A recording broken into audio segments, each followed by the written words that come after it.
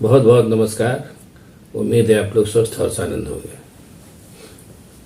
ये कहने में फिलहाल कोई शक नहीं है कि राहुल गांधी ने अपने नरेंद्र भाई को चुप करा दिया है। करीब 50-60 दिन होने को आए राहुल गांधी के आरोपों का जवाब देने के लिए अपनी चिर परिचित अंदाज में नरेंद्र भाई मोदी जी सामने नहीं आ रहे। अक्सर ऐसा देखा गया है, थोड़ा बहुत जैसा मैंने ऑब्जर्व किया है कि कांग्रेस कुल मिला के भाग्यशाली पार्टी है और उसके नेता और खासतौर से जो नेहरू गांधी परिवार के लोग हैं वो भी भाग्यशाली हैं। जब जब वो बैकग्राउंड में जाते हैं तब तब विपक्षी उनको सामने लाके खड़ा कर देता है। मुझे याद है 1977 में इंदिरा गांधी हारी थी और बड़ी बुरी पराजय उनको मिली थी। उस समय जब जनता पार्टी की सरकार आई उसमें दो नेता थे, एक प्रधानमंत्री थे मोरारजी देसाई और दूसरे उनके गृह मंत्री थे चरण सिंह। मोरारजी देसाई सीजन पॉलिटिशियन थे, पुराने आदमी थे। उन्होंने कहा कि इंदिरा को भूल जाओ, उसको अपनी मौत पर जाने दो। लेकिन अपने जो जाट भाई थे चौधरी चरण सिंह वो नहीं माने और उन्होंने तरह तरह से इंदिरा गांधी को प्रताड़ित करना शुरू किया। उनको जेल भेजने तक की नौबत आ गई और उनको जब वो चुनाव लड़के दोबारा चिकमगलूर से आई तो उनकी संसद सदस्यता खत्म कर दी। ये सब काम अपने चौधरी चरण सिंह ने किए। उसका नतीजा ये हुआ कि इंदिरा गांधी जो चुनाव हारने के बाद बुरी तरीके से नेपथ्य पे चली गई थी, उनको लगातार उनके नाम को चौधरी चरण सिंह ने जिंदा किया और नतीजा ये रहा कि इंदिरा गांधी 3 साल बाद ही उतनी बुरी पराजय के बावजूद 1980 में फिर प्रधानमंत्री बन गई। यही सिलसिला तब से लगातार चलता आ रहा है। जब भी कांग्रेस नेपथ्य में गई है अपने विपक्षियों की करनी से ही फिर सामने आ गई है। अटल बिहारी वाजपेयी के सामने भी यही हुआ। उनकी 5 साल की सरकार थी और उसके बाद वो इंडिया शाइनिंग और इस तरीके का जैसा नारा देकर के वो सरकार चुनाव में उतरी, फिर चली गई और उसके बाद फिर 10 साल की कांग्रेस की सरकार आई और उसके बाद फिर नरेंद्र भाई की सरकार सामने आई। नो डाउट अटल बिहारी वाजपेयी चूंकि कांग्रेसी परंपरा में ही पले बड़े थे इसलिए उन्होंने शालीन ढंग से बड़ा अच्छा शासन चलाया। लेकिन अपने नरेंद्र भाई की पूरी फितरत ही अलग है। उनका कुल मिला के शासन जो है वो लफाजी और लच्छेदार भाषण और तिकड़मों से भरा हुआ है, इसलिए वो काफी दिन चले। अभी तो खैर 1 साल अभी और चलेंगे, हो सकता है आगे भी चले। और इसमें कोई शक नहीं है कि उन्होंने इस बात को भांप लिया कि राजीव गांधी के प्रधानमंत्री होने और उनके पुत्र होने के नाते और इंदिरा नेहरू वंश जैसा कहा जाता है उसके वारिस होने के नाते राहुल गांधी का अपना एक इतिहास में स्थान है। और ये कहने में कोई संकोच नहीं कि हमारा लोकतंत्र जो है वो वंशानुगत लोकतंत्र है। सभी पार्टियों में ये बीमारी है, अगर आप बीमारी कहें तो, और वास्तविकता कहें तो वास्तविकता। लेकिन राहुल गांधी की तरफ से जो संभावित खतरा आ सकता था उसको नरेंद्र मोदी ने भांप लिया और उनको पप्पू और जने क्या क्या कह करके उनका जो पूरा ट्रोल तंत्र है वो लग गया। जब भी राहुल गांधी ने कोई कायदे की बात की उसको हंसी उड़ा दिया गया।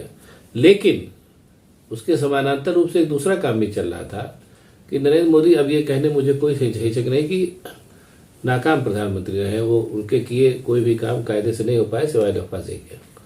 और उसमें भी जब आप एक बहुत ऊंचा वो बनाते हैं अपने लिए मानक, जैसा नरेंद्र मोदी जी घूम घूम के बताते हैं, तो उस मानक में फिर आपके पास कोई गुंजाइश नहीं रहती। उस मानक के बनाने के पैरेलल उन्होंने अडानी जैसों को खड़ा किया। और अब इसको बदकिस्मती कहें या जो कहें कि आज की दुनिया में जो है वैश्विक दुनिया है, उसमें कोई चीज़ किसी से छुपती नहीं। जैसा मैंने पहले भी एक बार कहा है कि अडानी का भंडा फूटा तो अमेरिका में फूटा, हिंडनबर्ग कंपनी ने फोड़ा। हिंदुस्तान में तो उनका भंडा फोड़ने की किसी की हैसियत ही नहीं है आज की तारीख में। और वो चीज़ सामने आ गई।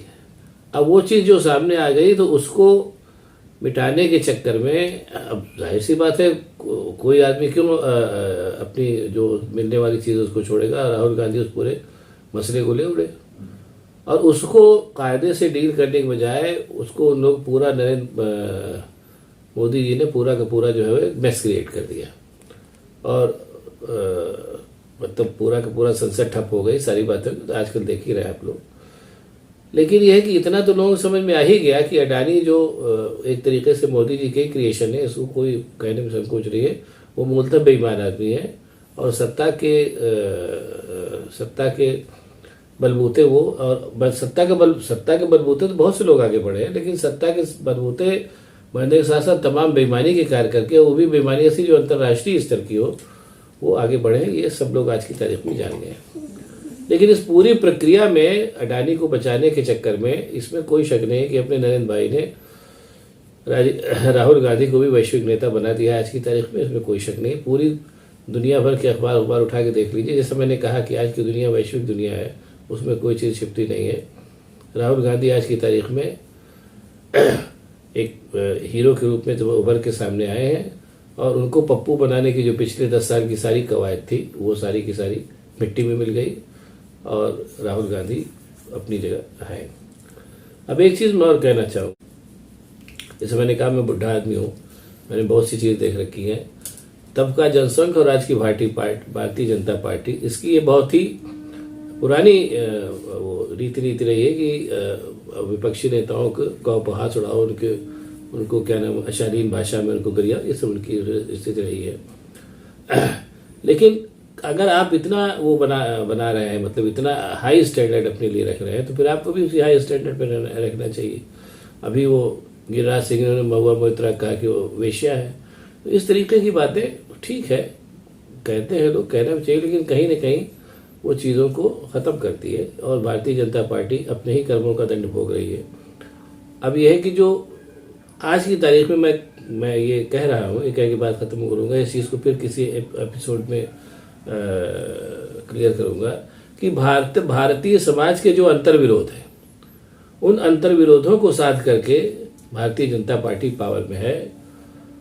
वो लेकिन कोई भी अंतर्विरोध जो है एक समय के आगे उनको आप साधना संभव नहीं होता है, और भारतीय जनता पार्टी उन अंतर्विरोधों को साधने के अपने अंतिम चरण तक पहुंच चुकी है। अब इसका जो है मामला खेल खत्म होता दिखाई दे रहा है। बाकी और देखिए तो कुछ दिन बाद पता चलेगा, लेकिन ये कहने मुझे कोई संकोच नहीं है कि नरेंद्र भाई मोदी ने अपनी करनी से ही राहुल गांधी को वैश्विक नेता आज की तारीख में बना दिया है। ये फैक्ट है। अब आपको अगर ये वीडियो पसंद आया हो तो इसको लाइक करिए, शेयर करिए, मेरे चैनल को सब्सक्राइब करिए, ताकि मैं और भी इसी तरीके के एनालिसिस आपको करके बताता रहूं। बहुत बहुत धन्यवाद। नमस्कार।